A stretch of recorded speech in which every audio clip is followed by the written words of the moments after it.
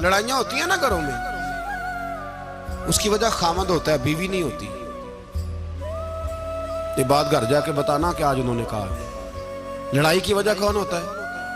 ना बोलो तुसी, पर मैं तो आख ही छड़िया है, वो तो रिकॉर्ड हो गया है। लड़ाई की वजह कौन है? हाँ, जेड़े बातें लड़ते ने वो कूदे ही नहीं पे। वजह कौन बनता है जी?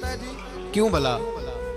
इसलिए कि नबी पाक सल्लल्लाहु अलैहि वसल्लम ने फरमाया, औरत की अकल आधी है तो तेरी तो पूरी है ना।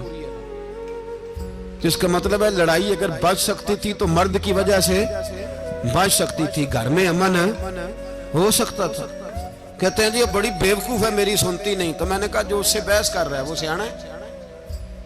बोले जो बहस कर रहा है वो अक्लमंद है? बंदा तो चलो था वो दानिशवार शेक्सपियर, बातें बाज़ उसकी कुछ ऐसी हैं। उससे किसी ने पूछा था औरतों से कौन जीत सकता है बहस में, तो उसने कहा था वो जो उनसे बहस ना करे, जो उनसे बहस है।